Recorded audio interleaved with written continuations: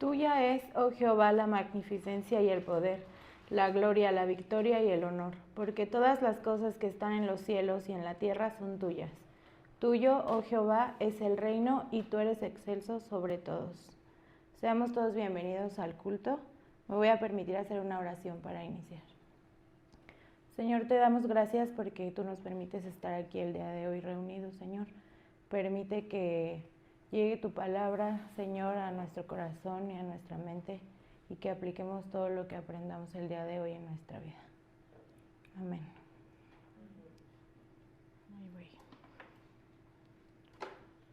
Dice también la palabra de Dios en Salmos 68, 4 y 5. Cantad a Dios, cantad salmos a su nombre. Exaltad al que cabalga sobre los cielos. Ya es su nombre, alegraos delante de él. Alabemos. Empezamos. Vamos. 1, 2, 3, 4.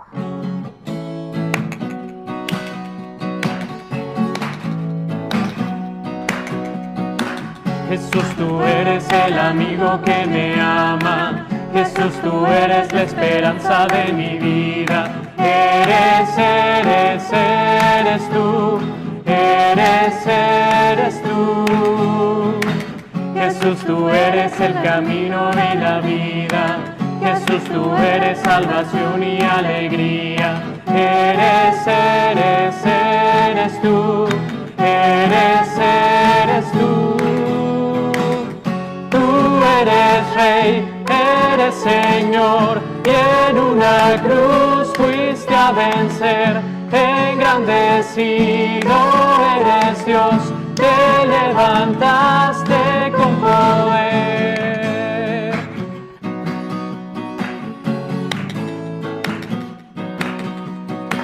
Jesús, tú eres el amigo que me ama. Jesús, tú eres la esperanza de mi vida. Eres tú.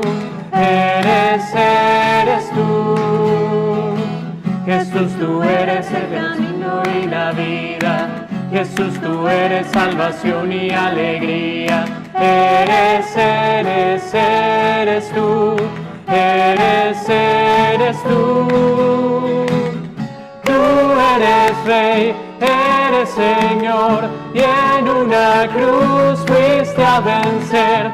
Engrandecido eres Dios, te levantaste con poder. Tú eres Rey, eres Señor, y en una cruz fuiste a vencer. Engrandecido eres Dios, te levantaste con poder.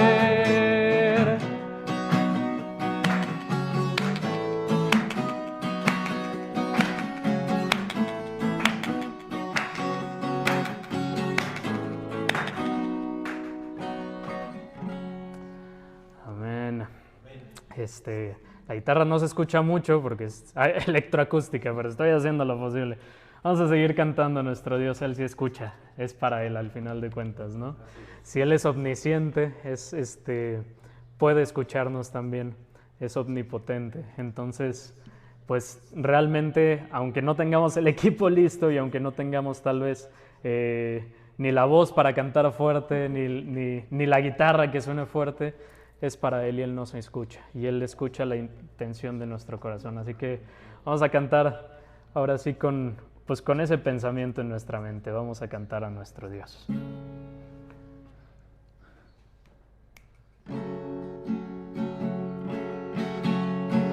Dios, tú conoces mi corazón, quiero entregarte mi vida. Libre y salvo, estoy alcanzando lo que tienes para mí. Y yo sé que estás conmigo cada día que me despierto y estás a mi lado. Cuando caigo tú me levantas con toda mi vida. Yo quiero vivir solo para ti. Mientras mi corazón palpite, que sea por ti. toda mi vida. Yo quiero vivir solo para ti, mientras mi corazón palpite, que sea por ti. Venga tormenta, lluvia que arrasa, pero estoy en tu grandeza. Estoy en la roca de tu palabra, estoy en tus promesas, Señor.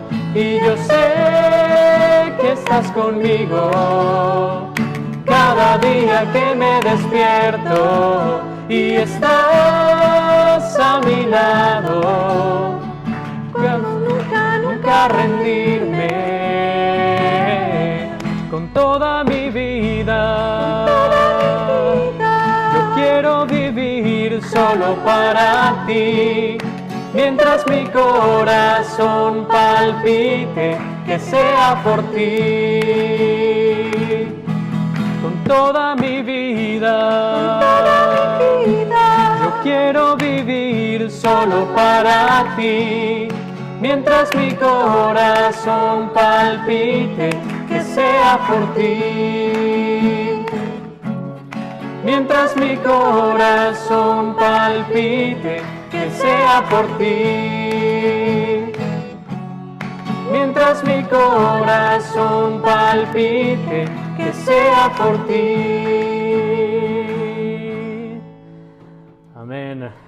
Mientras nuestro corazón palpite, ahí es cuando vale alabar a nuestro Dios. También estaremos en la eternidad alabando a nuestro Dios. Podemos tomar nuestro lugar un momentito. Dice Éxodo 15:2, el Señor es mi fuerza y mi cántico, Él es mi salvación, Él es mi Dios y lo alabaré, es el Dios de mi Padre y lo enalteceré. Sigamos alabando. Y bueno, dicen que las alabanzas son oraciones individuales que hacemos a Dios. Creo que esta alabanza se llama No me soltarás.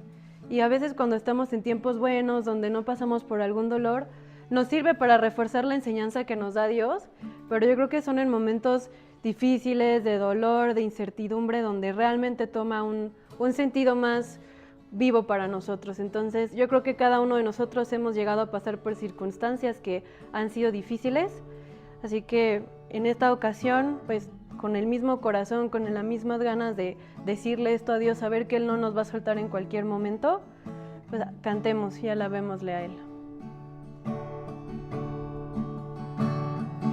Aunque yo esté en el valle de la sombra y dolor, tu amor me quita todo temor. Y si llego a estar en el centro de la tempestad, no dudaré porque estás aquí, y no temeré del mal, pues mi Dios conmigo está. Y si Dios conmigo está, ¿de quién temeré? ¿De quién temeré?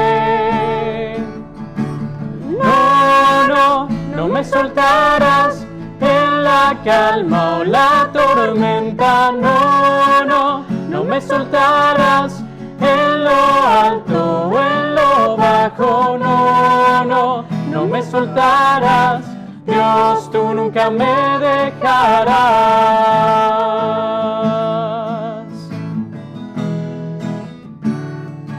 Puedo ver la luz que se acerca al que busca de ti, gloriosa luz cual otra no hay. Y terminarán los problemas mientras llega el fin, viviremos conociéndote a ti, y no temeré del mal, pues mi Dios conmigo está. Y si Dios Dios conmigo está. ¿De quién temeré? ¿De quién temeré? No me soltarás en la calma o la tormenta. No me soltarás en lo alto o en lo bajo. No me soltarás. Dios, tú nunca me dejarás.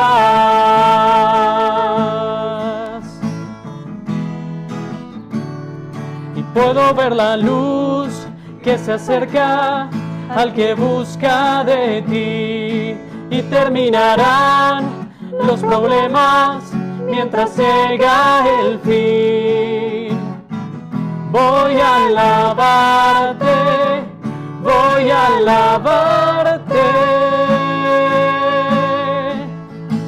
solo a ti, y puedo ver la luz que se acerca al que busca de ti, y terminarán los problemas mientras llega el fin. Voy a alabarte, voy a alabarte, solo a ti. No me soltarás en la calma o la tormenta. No me soltarás en lo alto o en lo bajo. No me soltarás. Dios, tú nunca me dejarás.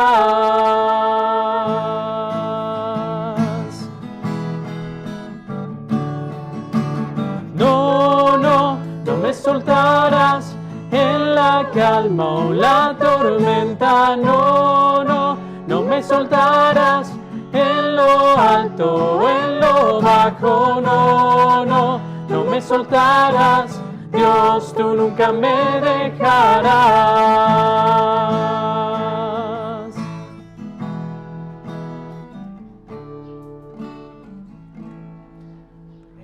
Amén. Y la siguiente alabanza se llama Renuévame. Creo que pues muchas veces cuando estamos pasando problemas, pruebas y vamos a las manos de Dios, pues aparte de que Él nos bendice y encuentra un propósito para esa prueba, hay algo que Él hace en nosotros, que es renovarnos completamente para que podamos seguir adelante, para que podamos seguir reforzando nuestro amor en Él. Es muy bonito saber que cada mañana Dios nos renueva y nos da nuevas misericordias, así que aprovechemos cada momento que tenemos para pedirle a Dios que nos renueve y nos haga mejores.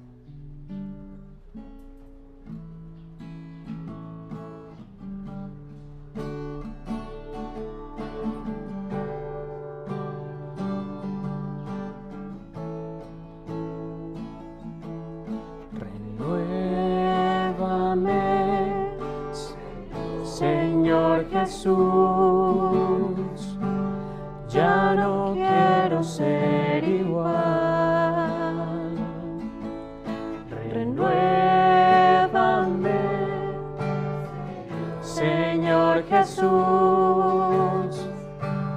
pon en mí tu corazón, porque todo lo que hay dentro de mí necesita ser cambiado, Señor, porque todo lo que hay dentro de mi corazón necesita más de ti. Renuévame, Señor Jesús, ya no quiero ser igual. Renuévame, Señor Jesús, pon en mí tu corazón, porque todo lo que hay dentro de mí necesita ser cambiado, Señor.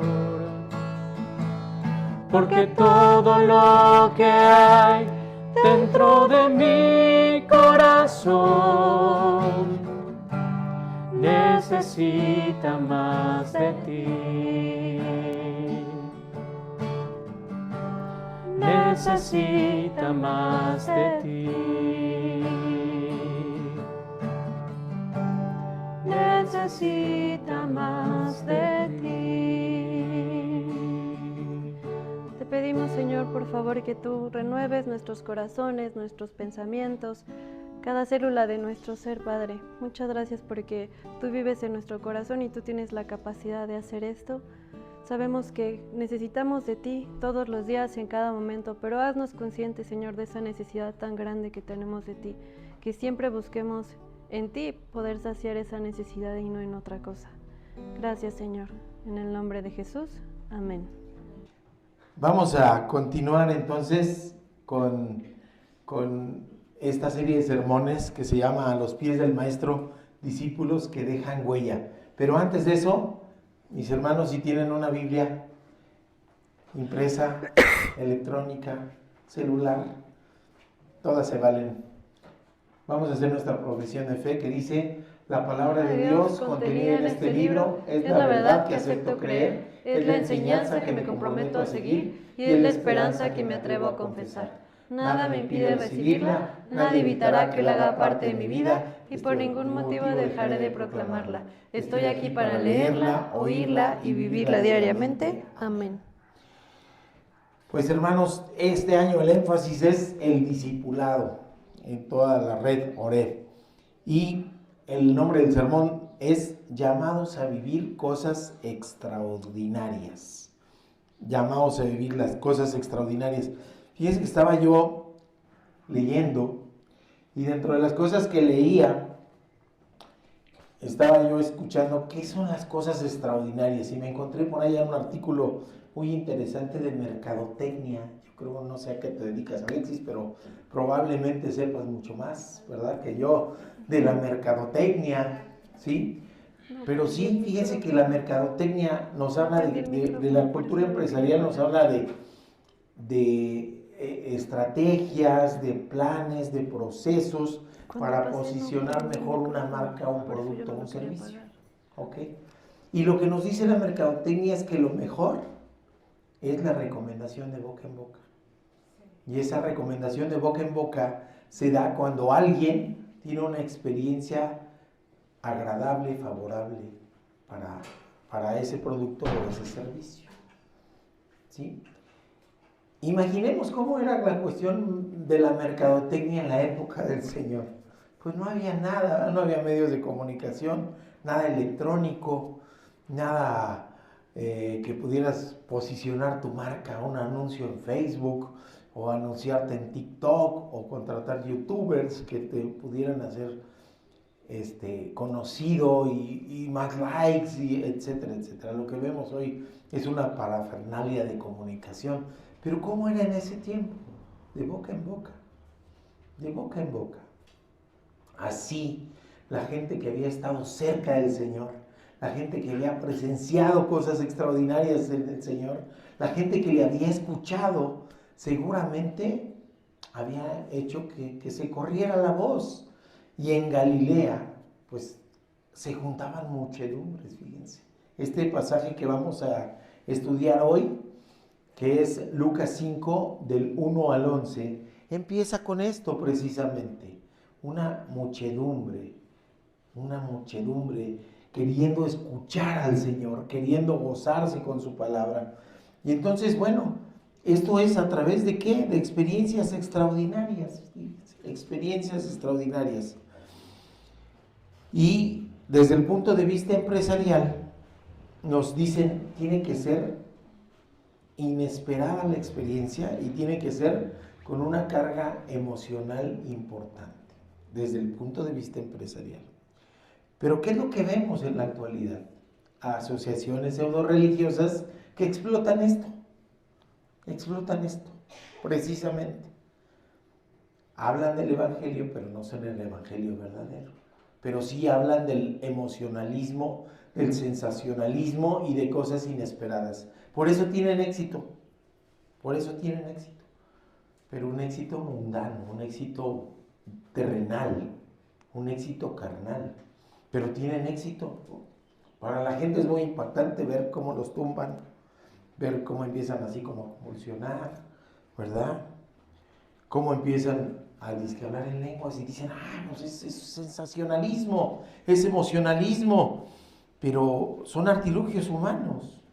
¿Por qué? Porque sus intereses son humanos, porque su visión es humana, porque sus anhelos son humanos, son materiales, son terrenales, y nada tiene que compararse con la experiencia de haber estado de frente al Señor, escuchando al Señor,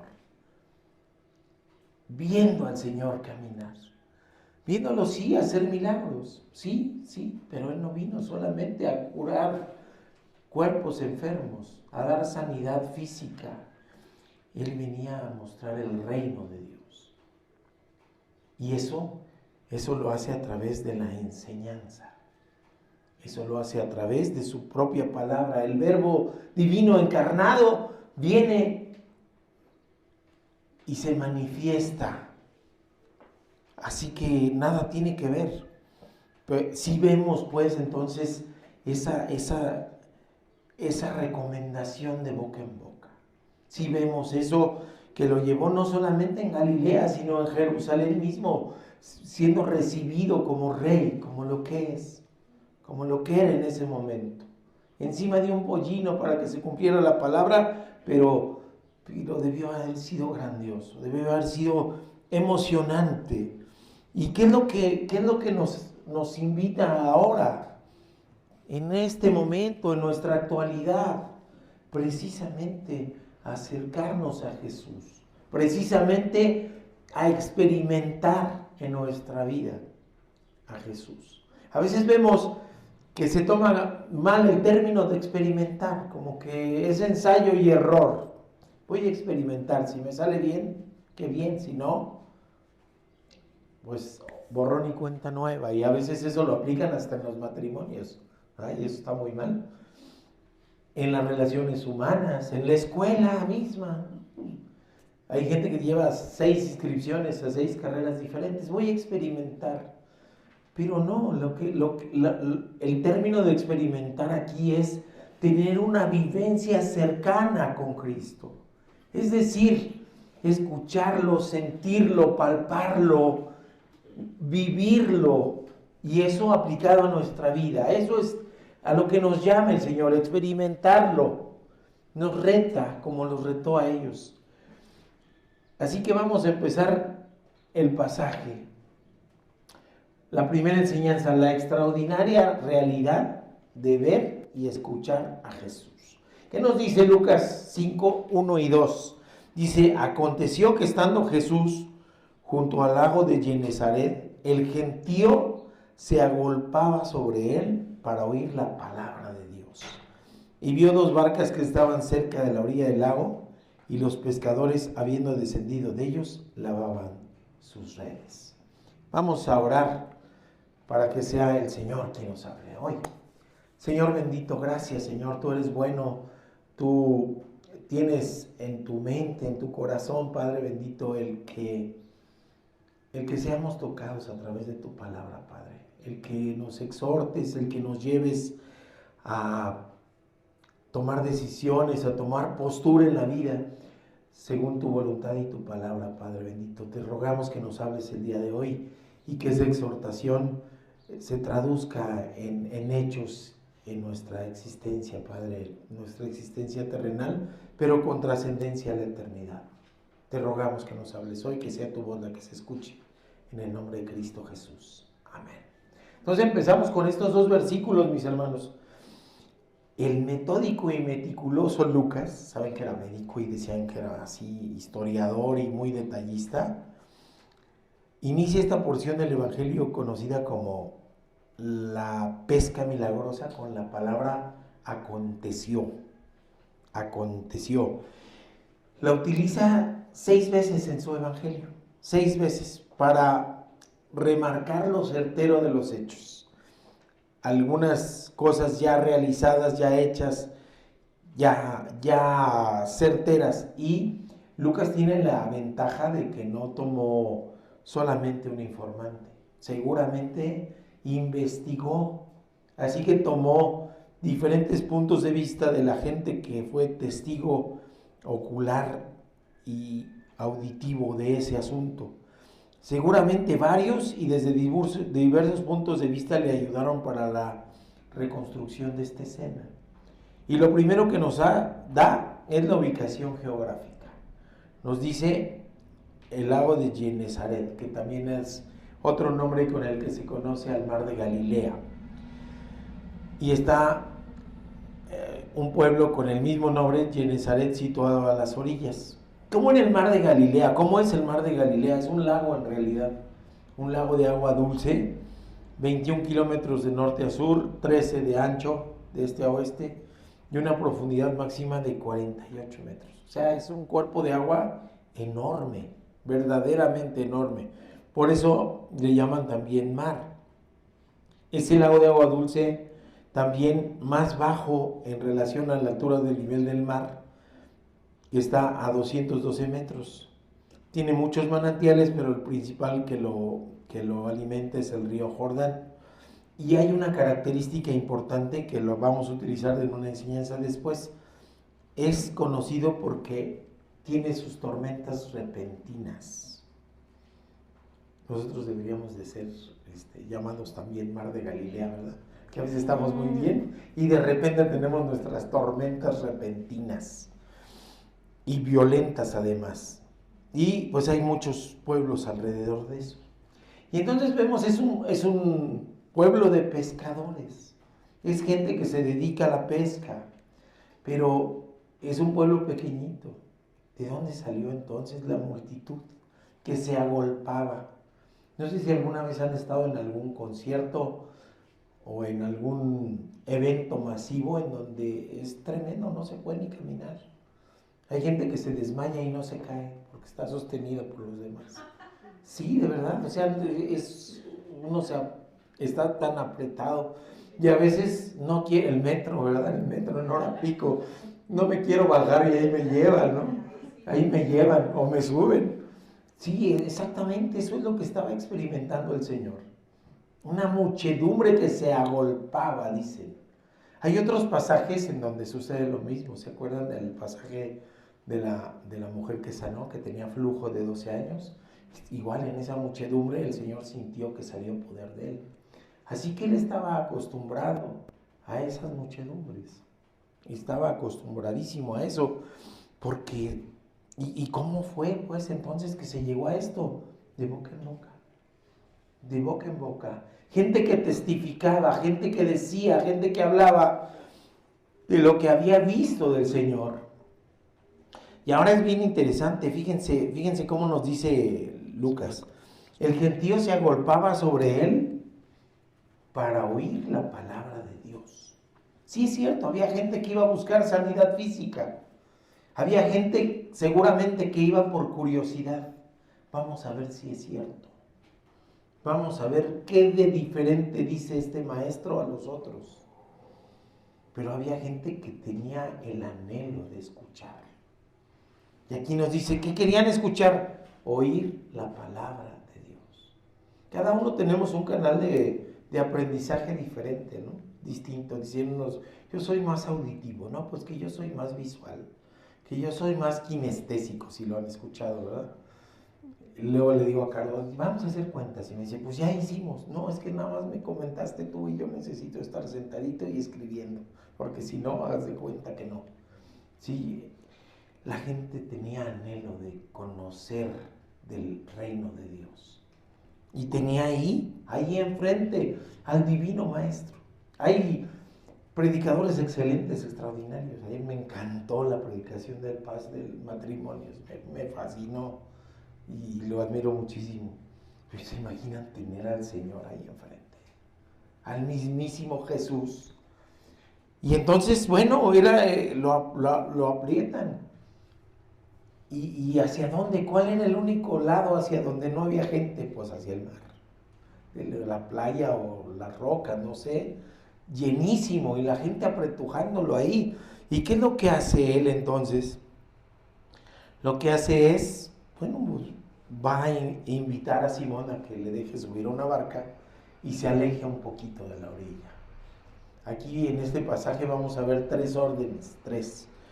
Esta es la primera. Le pide a Simón permiso para que lo aleje y se convierte eso en un anfiteatro, precioso anfiteatro. ¿Sí saben qué quiere decir anfiteatro? Que se ve por todos lados, ¿verdad? Entonces él en la barca y me imagino la playa llena y el silencio para poder escuchar al Señor. Y el Señor se sienta en la barca y empieza a predicar el Evangelio. ¿Y su voz?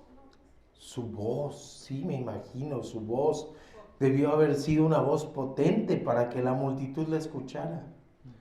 Una voz fuerte porque hay viento, a la orilla del agua hay viento. Así que debió haber sido una escena impresionante. Y es una invitación de verdad a la acción. ¿Qué nos limita para escuchar la palabra de Dios? Por eso te decía, no, son problemas técnicos. Sí, eso nos limita. No, estamos aquí para adorar a Dios a pesar de los problemas técnicos. Para alabar a Dios a pesar de que nos falle la pastilla de la guitarra. ¿Sí me explico? ¿Qué nos limita? Nada, el Señor nos está invitando, está aquí con nosotros. Esa fue su promesa. Cuando haya 2 o más, ahí estaré con ustedes. Somos más de 2. Está con nosotros. Entonces, ¿qué nos limita? Nada. Llevamos como esa muchedumbre ansiosa de escuchar al Señor. Llevamos como esas personas. No hay donde sentarme porque es arena, es piedra. No importa. Está el Señor. Escuchemos al Señor. Dediquémonos a escuchar al Señor, aprovechando que está aquí con nosotros. Así que debió haber sido espectacular cuando Él expulsaba a los espíritus inmundos, cuando Él le daba vista a los ciegos, cuando los cojos podían andar. Pero la gente está anhelante de escuchar del reino de Dios. Y nos están enseñando, nos están mostrando. Nuestro discipulado, que es de Oreb, dice venid y ved, ¿verdad? ¿Se acuerdan que les mencioné que también en el Salmo 66, 16 dice venid y oíd, venid y oíd? O sea, para los 2 canales de aprendizaje, los visuales y los auditivos, es una invitación. Y los 2 dice venid, los 2 empiezan con venid. Uno dice venid y ved y otro dice venid y oíd. Todos los que teméis a Dios, y contaré lo que ha hecho a mi alma, dice el salmista. Es decir, voy a ser testigo. El ser llamado maestro es porque a él le apasiona la enseñanza. Sí, es cierto, vino a sanar, vino a expulsar espíritus inmundos, pero lo principal a lo que él vino fue a mostrar el reino de Dios, enseñando lo que es el reino de Dios y enseñando lo que es la verdadera obediencia a Dios. Sin legalismos. Recordemos que estaba un entramado legalista que tenían los fariseos y los saduceos que alejaban a la gente de Dios. Y Él viene a retomar el origen. Él viene a retomar lo verdadero, que es la adoración sincera a Dios, el corazón contrito que nos dice el Salmo 51. Así que Él le apasiona enseñar y ha logrado que sus escuchas anhelen aprender. Por eso ahorita que estábamos platicando antes del culto de una persona que daba una clase de ética y pedía dinero para pasar a la gente, ven incongruencia, terrible, ¿no? O sea, si yo doy ética y pido dinero para probarte, ¿en dónde queda? Pero esto no sucedía con el Señor. El justo vivía congruente a su palabra y eso enamora. Eso enamora. El justo vivía lo que decía. Y vamos a ver qué nos decía Deuteronomio 4, 10b. Fíjense cómo Jehová le dice a Moisés: reúneme al pueblo para que yo les haga oír mis palabras, las cuales aprenderán. para temerme todos los días que vivirán sobre la tierra y las enseñarán a sus hijos. ¿Se dan cuenta? Jehová mismo, el Señor mismo, tiene en la mente que el aprendizaje de lo que nos revela del reino de Dios, lo que nos revela de Él mismo, se da por el oír. Se da por el oír. ¿Ok? ¿Y cómo podemos escuchar en la actualidad la palabra de Dios? Pues a través de la Biblia, del estudio de la Biblia, de reunirnos a adorar, de alabar.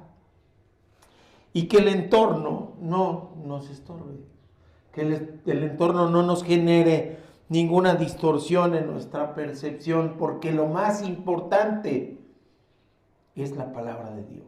Y todo lo demás es secundario. Y todo lo demás tiene remedio. Por eso no falló, no nos falló. El sonido no importa. ¿Y qué? Vamos a alabar a Dios. Entonces, bueno, fíjense qué interesante. Del mismo modo, negarse a oír en la Biblia es considerado como una negativa a someterse a la sabiduría de Dios. Fíjense cómo el oír, si uno acepta oír y quiere oír y anhela oír, es muestra de un corazón entregado a Dios. Y alguien que se niega a oír es muestra de la necedad y que está alejado de Dios. Así que el oír es tan importante como el ver, ¿verdad? Es algo que nos muestra qué hay en el corazón.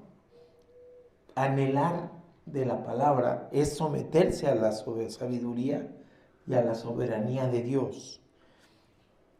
Nos dice Nehemías 9:17, hablando de los necios, de aquellos que se niegan a escuchar. Dice, no quisieron oír ni se acordaron de tus maravillas que habías hecho con ellos.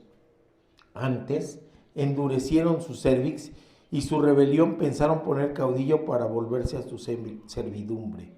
Pero tú eres Dios que perdonas, clemente y piadoso. Y después el pasaje ya más conocido, tardo para la ira y grande en misericordia, porque no los abandonaste. Ese es nuestro Dios, fíjense. A veces nos negamos a oír, a veces no queremos oír, a veces con necedad cerramos nuestros oídos. Dicen, ¿cómo no se puede? No se puede. No se puede, ¿verdad? A veces estamos en un lugar y no queremos oír y oímos. Pero lo que nos está hablando es si tenemos nuestra mente y nuestro corazón preparado para vivir la experiencia de la soberanía de Dios en nuestra vida. Es una experiencia. La soberanía de Dios en nuestra vida es una experiencia maravillosa, algo extraordinario y algo que nos debe llevar a utilizar esto como en la mercadotecnia, es decir, a recomendar de boca en boca. Si Dios ha hecho maravillas en mi vida, no puedo callarme. No debo callarme, pero no puedo. Tengo que hablar de las maravillas que Dios ha hecho en mi vida. Tengo que compartirla como la experiencia más grande y más maravillosa que haya tenido en mi vida. Una experiencia de transformación. Así que el Señor encontró la solución de ser visto y oído por la multitud. Subir a una de las dos barcas pertenecientes a Simón. Esa barca en la que se subió. Y me da curiosidad porque le llama a Simón, y después le dice Lucas, Simón Pedro, que ahorita vamos a ahondar en eso. Así que grandioso debe haber estado ahí, y es ser discipulado por Jesús, como Pablo lo fue, fíjense ya, por Jesús resucitado, una experiencia maravillosa a la que nos está invitando hoy a través del discipulado, a través de su palabra, a través de reunirnos a adorar y alabar a Dios. Así que invitemos a otros, venid, ved, venid y oír también de las maravillas que ha hecho Dios en nuestra vida. Nos vamos a la segunda enseñanza, la extraordinaria realidad de obedecer a Jesús. Y nos dice Lucas 5 del 3 al 5, dice, entrando en una de aquellas barcas, la cual era de Simón, le rogó que la apartase de tierra un poco, y sentándose enseñaba desde la barca a la multitud. Cuando terminó de hablar, dijo a Simón: boga mar adentro, echad vuestras redes para pescar. Respondiendo Simón, le dijo: Maestro, toda la noche hemos estado trabajando y nada hemos pescado, mas en tu palabra echaré la red. Así que, fíjense qué interesante, porque dice rogó a Simón que le prestase una barca. El Señor nos muestra humildad. Le ruega a Simón que se apartase un poco y crea esa necesaria distancia para que el Señor pudiera predicar. ¿Y cuál fue la reacción de Simón cuando le pidió eso primero? Ninguna. Lo obedeció sin chistar. ¿Por qué? Porque esa orden no iba en contra de la lógica humana. Esa orden parecía acorde al pensamiento humano. Pues el Señor se quiere alejar. Sí, no hay problema. Pero cuando le da otra orden, que ya va en contra de su lógica, ahí Simón pone peros. ¿Sí se dan cuenta? ¿Qué es lo que hace Simón? Señor, maestro, pues si ya estuvimos toda la noche pescando y no trajimos nada. ¿Sí se dan cuenta? Porque parece que esa orden choca con su lógica humana. Y si la pensamos fríamente, decimos: pues a lo mejor tenía razón, ¿no? ¿Cómo el carpintero de Nazaret va a conocer más de pesca que nosotros, que somos pescadores? ¿Sí se dan cuenta? Nosotros pescamos de noche, de día ni se pesca, ¿no? Ni se pesca. Es más, ya estaban lavando sus redes, nos dice el pasaje. Ya se habían resignado a que no iba a haber pesca, que no había pescado. Así que cuando choca la voluntad de Dios con la nuestra, tenemos esa misma reacción que Simón. La misma reacción. ¿Sí? Y siempre tratamos de justificarnos. Y siempre tratamos de enmendarle la plana a Dios. Por Dios, ¿verdad? Porque parece que en mi lógica puedo ser más sabio. Qué absurdo, ¿verdad? Qué absurdo. Pero eso sucede. Y nos sucede a todos, ¿eh? Más a los no convertidos, por supuesto, que están en una batalla permanente entre su voluntad y la voluntad de Dios. Y decíamos, ¿cuál es la voluntad de Dios? Pues que viva conforme a su palabra, que me convierta a Él, que haga las cosas de la manera en que Él nos dice, en forma ética, no solamente ética, sino en el nombre de Dios.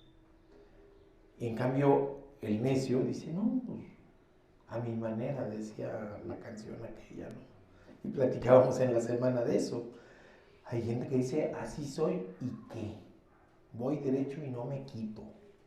Así lo voy a hacer sin importar las consecuencias, porque prevalece su orgullo, su soberbia, su humanidad sobre la voluntad de Dios. A veces hasta de manera inconsciente. Hay gente que dice que no hay Dios. Bueno,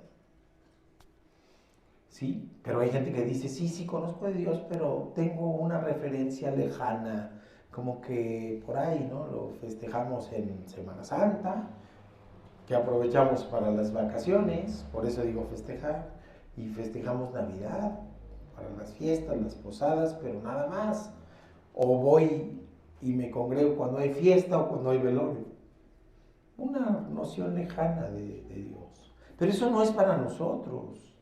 Eso no es para nosotros, y sin embargo, nosotros cristianos a veces tenemos la misma reacción de Simón. Nos muestra el Señor el camino y como que, como que de este lado estaría mejor. Sin embargo, Simón nos muestra algo bien interesante, que algo que nos debe enseñar a nosotros. Sí, se pone reticente, sí, se pone remilgoso, ¿verdad?, a la orden, pero después, ¿cómo reacciona? En los hechos, ¿cómo dice? mas en tu nombre echaré la red. En tu palabra echaré la red. O sea, sí obedezco. Porque tú, por quien eres, ¿me explico? Y eso es bellísimo. A veces nosotros pensamos en eso y qué bueno que oremos. Así se puede porque es una comunidad chiquita, ¿verdad? Se para alguien y se acerca alguien a orar individual. Pero aquí en una comunidad chiquita podemos explayarnos en nuestros motivos de oración. Y qué bueno que lo hagamos. Porque entonces estamos diciendo, Señor, te agradezco por lo que me has dado y pongo en tus manos lo que necesito. Porque en tu palabra echaré la red. Lo que tú decidas, lo voy a hacer. Lo que tú me digas, necesito hacer. Así que finalmente, no critiquemos tan feo al pobrecito de Simón, ¿verdad? Porque nos podemos identificar con él. Pero es bueno que al final de cuentas nos diga, en tu palabra echaré la red. O sea, a pesar de que en mi lógica humana parece que no es por el camino que tú me indicas, pero tú eres más sabio. Tú sí sabes. Y tu voluntad es buena, agradable y perfecta, y tu sabiduría es superior a la mía. Por lo tanto, me someto. Me someto y en tu nombre echaré la red. Así que en realidad vemos varias órdenes, si se dan cuenta. Las órdenes es primero, te ruego que me prestes la barca. Después la segunda es boga hacia el mar. Que ahorita vemos lo que es bogar. Y la tercera es echar las redes. Vamos a hacer un poquito más énfasis en la segunda orden que le da el Señor a Simón. Le dice boga. ¿Qué es eso en griego? En griego koiné es epanayo, se dice. Y quiere decir volver y conducir a alta mar. También es navegar. Usa tus remos para ir a las aguas profundas. Y entonces es donde retomo la característica del lago. ¿Se acuerdan que una de las características que mencioné es las tormentas súbitas e inesperadas? Así que bogar hacia las aguas profundas es salir de la seguridad, salir de la comodidad de estar en tierra firme y vámonos a las aguas profundas. Es una orden fuerte. Es una orden fuerte. Los pasivos, aquellos que solamente reciben y que no quieren trabajar para el extendimiento del reino, no quieren echar las redes, podían tener un lema: sin frutos pero seguros. ¿Sí? Sin frutos pero seguros. No habían pescado, pero ya estaban en tierra firme. Entonces, sin frutos pero seguros. Y eso es el lema de la pasividad, del conformismo y de la quietud. Pero el Señor nos desafía a ir a aguas profundas. El Señor nos desafía a salir de la seguridad, a salir de la comodidad y ir a las aguas profundas. Encontré una frase y la copié tal cual. Dice, lo que da vida a la práctica de nuestra fe es la acción de salir de nuestra zona de comodidad. Ah, qué padre. Otra vez la repito. Lo que da vida a la práctica de nuestra fe es la acción de salir de nuestra zona de comodidad. La zona de confort, dicen, ¿verdad? Y estoy aquí, en mi zona de confort. Les platico cuando en lo secular estaba yo en un hospital bien rico, no hay urgencias. Había consulta programada chiquita, teníamos solamente cirugía programada, no nos desvelábamos. Y me faltaban 2 años para jubilarme y me podía ir, como dicen coloquialmente, irme nadando de perrito para completar mi edad laboral e irme. Ya, me llega un reto de irme al hospital de trauma, con urgencias, con balaceados, atropellados, lo que iba llegando, falta de personal. Y tomé el reto. Dios mío, ¿qué quieres que haga yo? Pues para todo el mundo fue una locura, ¿eh? Para todo el mundo fue, ¿cómo es posible? Pues si acá dormías, y allá no vas a dormir nada. Me salí de mi zona de confort. Quise regresar a ver si podía atender problemas que hacía muchos años que había dejado de atender.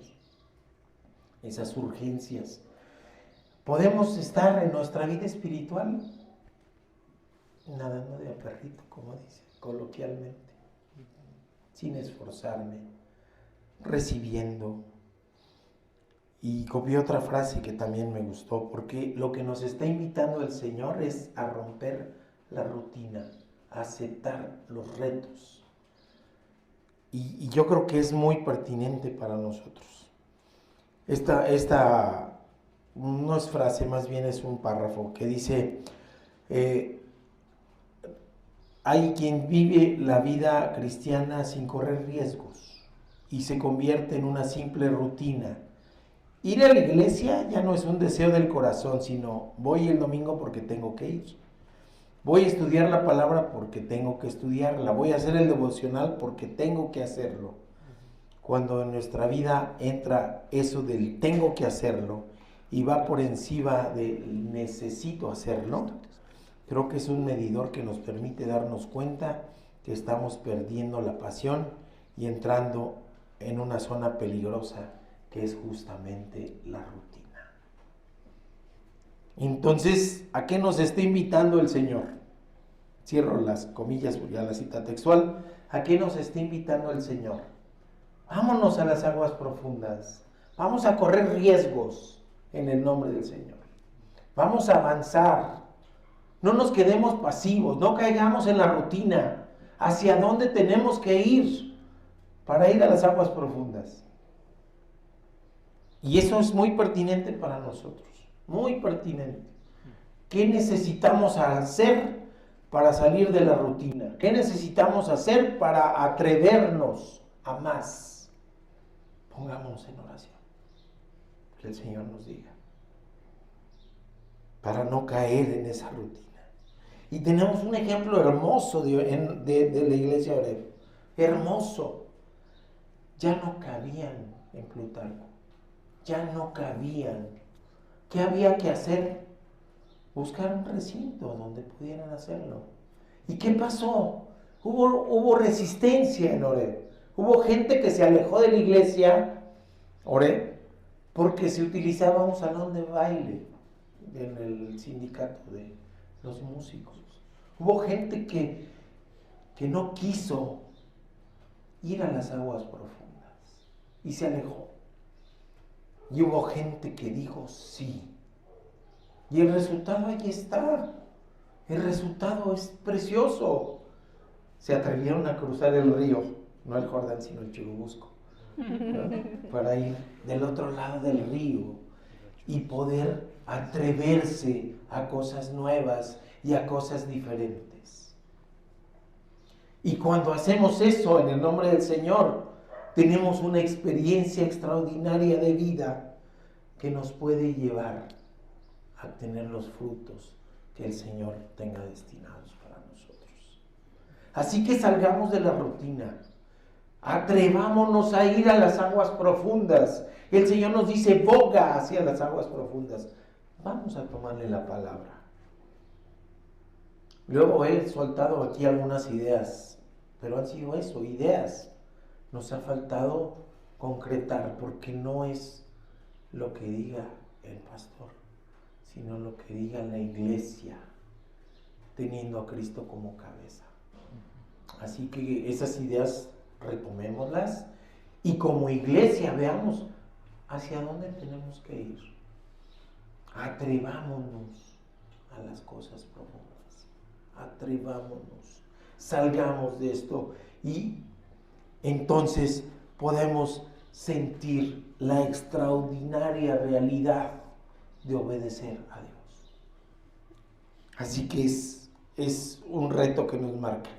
Vamos a la tercera enseñanza, la extraordinaria realidad de ver frutos con Jesús. Lucas 5, 6 y 7 dice, y habiéndolo hecho, es decir, obedeciendo, aventaron las redes, encerraron gran cantidad de peces y su red se rompía. Y entonces hicieron señas a los compañeros que estaban en la otra barca para que viniesen a ayudarles, y vinieron y llenaran ambas barcas de tal manera que se hundían. Me encanta cómo empieza este versículo. Habiéndolo hecho, nos dice, habiéndolo hecho, es decir, la acción ya concreta, ya realizada en el nombre de Dios, contra toda mi lógica como pescador, no va a funcionar, pero si tú lo dices, Señor, echo mis redes. Y entonces dice, habiéndolo hecho, es haber obedecido al Señor sin garantía de resultados. Sin garantía de resultados. Hay gente que ora así, ¿verdad? Dice, Señor, si tú me das tal cosa, yo haría tal cosa. Sí. Una oración condicional, ¿sí me explico? O sea, si tú me bendices así, yo te regreso parte de lo que tú... Es absurdo. Lo queremos ver como si fuese un genio de la lámpara, ¿verdad? Poderosísimo, capaz de darnos todo, pero esclavos del amo que fruta la lamparita. Y a veces como seres humanos así nos sentimos con Dios. Pero no, realmente aceptemos su voluntad y seamos exhortados, obedezcamos, cumplamos su voluntad.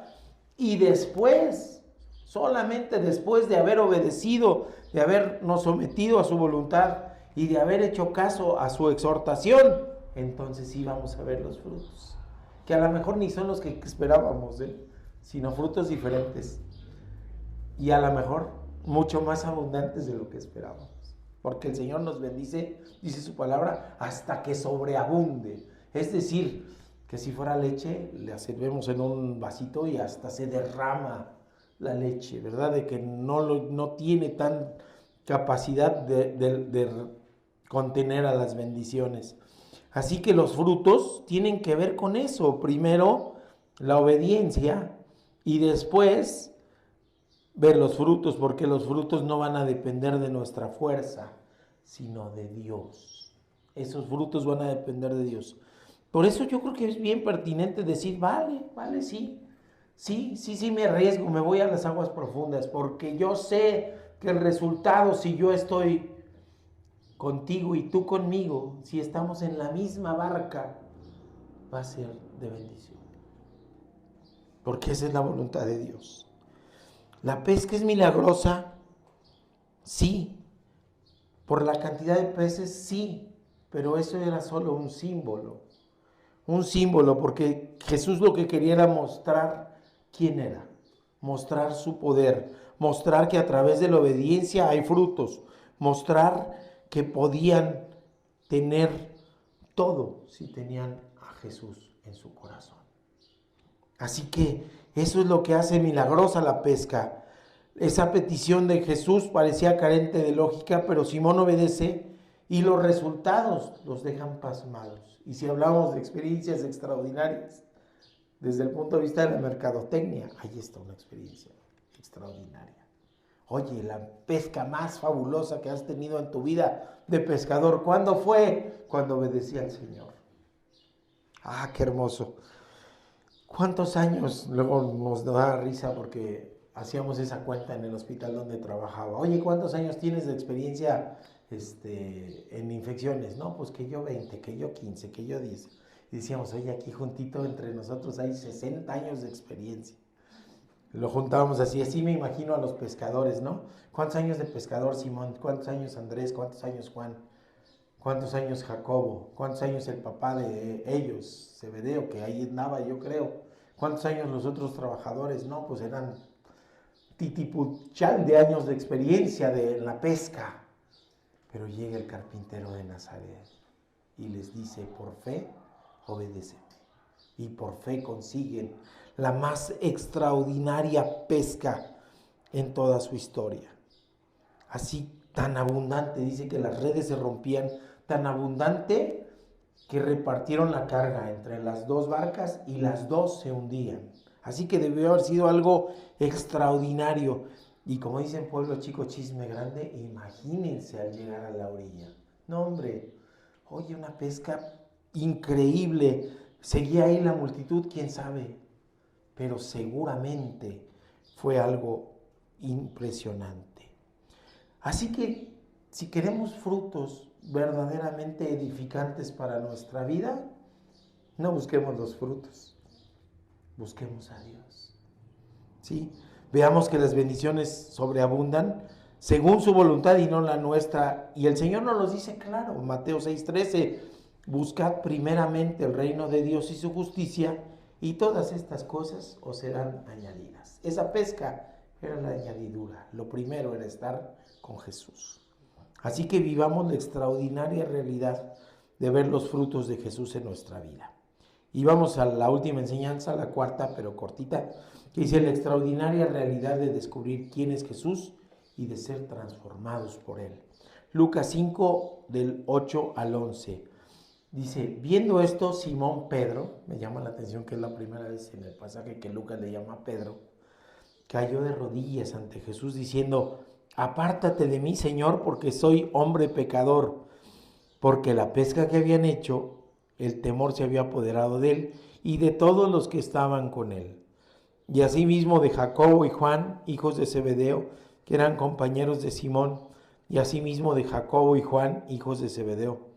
Pero Jesús dijo a Simón, no temas, desde ahora serás pescador de hombres. Y cuando trajeron a tierra las barcas, dejándolo todo, lo siguieron. Así que es el tercer llamado que les hace el Señor. ¿Sí? Ya habían sido llamados cuando les dijeron venid y ved, cuando Andrés corre y le dice a Simón encontramos al Mesías, cuando después encuentran a Felipe y a Natanael. Ya está el tercer llamado que les hace el Señor. Parece que después de ese llamado ellos regresaron a su oficio. No estaban de tiempo completo con Jesús. Habían regresado a ejercer la pesca.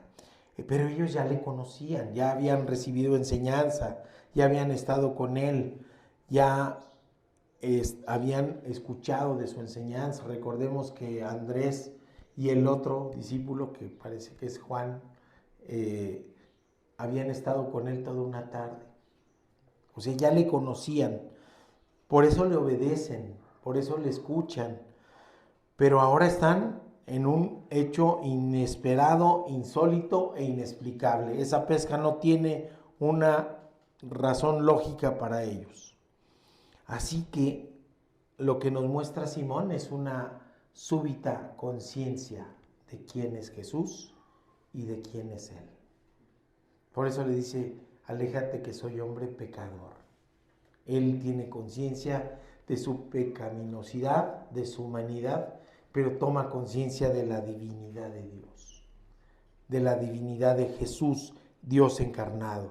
Así que es curioso, ¿no? Pero le dice, aléjate de mí, pero es una manera de decir, no te alejes de mí. Lo que pasa es que yo soy inmundo de estar cerca de ti. Eso es lo que le está diciendo Simón. Así que es un reconocimiento de Jesús, el Hijo de Dios, es el esperado ungido de Dios, el Mesías, el Cristo. Y de todas maneras vamos a tener compatibilidad con Pedro y los discípulos. De todas maneras tardaron en entender el papel de Jesús, a pesar de esto, ¿no? Pero le llama Señor, Adonai, el término utilizado para el Padre Creador, Keiros en griego, ¿no? Señor, soberano, amo, dueño, quiere decir todo eso. Así que todo eso le está diciendo Simón. Todo eso le está diciendo Simón en esa súbita toma de conciencia. Y por eso Lucas ya le llama Pedro aquí. Ya está transformado, porque está sabiendo quién es Jesús y está sabiendo quién es Él y su necesidad de estar cerca de Jesús. Por eso cambia de nombre, ¿verdad? Le dice Jesús, era Cefas o Pedro. Y a Juan y Jacobo les dice Boanerges, les cambia de nombre también. Y luego les cambia de profesión utilizando esa alegoría. Son pescadores, sí. Para que me entiendan bien, ahora van a ser pescadores, pero de hombres. Así que son transformados. Por eso el sermón se llama llamados a vivir cosas extraordinarias de la mano de Cristo. el que ha sido y el que vendrá, nos invita a la acción y estando ya resucitado nos deja ¿cuál? La gran comisión. En la gran comisión Él nos está diciendo lo mismo que les dijo a ellos. En la gran comisión nos dice ir y hacer discípulos, es decir, van a ser pescadores de hombres. Para aquellos de aquel tiempo y también para nosotros. Y es importante porque era Jesús resucitado, son sus últimas palabras antes de ascender a los cielos. Esa es su preocupación y esa es nuestra ocupación. Por eso aceptemos el reto de ir a las aguas profundas. Vivamos la extraordinaria experiencia de descubrir quién es Jesús y dejarnos transformar por Él. ¿Y saben qué es lo más maravilloso? ¿Y qué es lo que nos muestra verdaderamente la transformación? Que ellos podrían a lo mejor de esa pesca haber sacado los recursos para vivir un mes o quizás más tiempo. Pero ¿qué es lo que hicieron? ¿Qué es lo que nos dice Lucas? ¿Qué hicieron al llegar a tierra firme? Nos dice, dejándolo todo, inclusive esa pesca.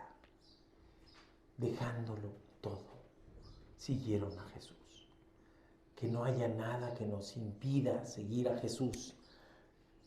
No nos identifiquemos con el joven rico. No nos identificamos con aquel que tenía otras cosas como ir a enterrar a su padre, sino sigamos a Jesús. Que no nos anclen las cosas materiales, que no nos ancle el costumbrismo, que no nos ancle el tradicionalismo, que no nos ancle nada terrenal o material en esta situación de seguir a Jesús. Y es hermoso cuando dice, dejándolo todo, le siguieron, porque seguir a Jesús es la experiencia más maravillosa de transformación que podemos tener. Entonces resumamos la conclusión. Nos invita a una extraordinaria realidad de ver y escuchar a Jesús, a una extraordinaria realidad de obedecer a Jesús, a una extraordinaria realidad de ver los frutos con Jesús y a una extraordinaria realidad de descubrir quién es Jesús y de ser transformados por Él. Así que mis hermanos, el reto es esto. Esto nos está planteando el Señor. Esto nos está exhortando el Señor. Digamos sí. Digámosle sí, Señor. Sí, me di 3 órdenes. Nos subimos a la barca. Nos subimos. Nos vamos a mar profundo. Nos vamos a mar profundo. Echamos las redes en tu nombre. Echemos las redes en su nombre, mis hermanos. Es el desafío de hoy. Es el desafío de hoy. Y entreguémonos al Señor, que es transformación importante en nuestra vida. Ser discípulo es convertirse en alguien que no existía antes de su encuentro con Jesús. Dejémonos transformar por el Señor. Padre bendito, gracias te damos, Señor. Gracias te damos por tu palabra. Gracias porque nos exhorta, Señor, a tomar decisiones, a tomar postura en la vida, a tomar postura en nuestra comunidad de fe. Nos exhortas a atrevernos, Padre, a seguirte y a que los frutos sean conforme a tu voluntad. Gracias, Señor, por tu palabra. Te rogamos que nos des un corazón abierto y una mente abierta y ganas y anhelo de escucharte. En el nombre de Cristo Jesús. Amén. Mis hermanitos, vamos a despedirnos y diciendo nuestro texto lema, que fíjense qué interesante, es sobre discipulado, pero si ustedes ven la visión de la iglesia, allá está basada en este pasaje, precisamente. Sí, la visión de nuestra iglesia se basa en este pasaje. Y dice así, hasta que todos lleguemos a la medida de la estatura de la plenitud de Cristo. Efesios 4:13.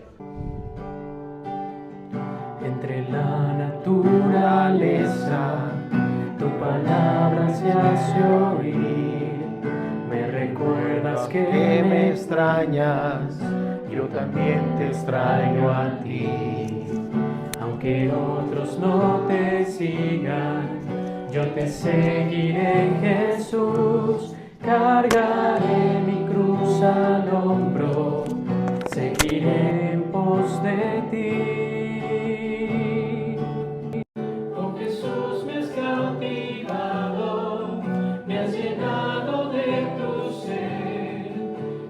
importa tanto.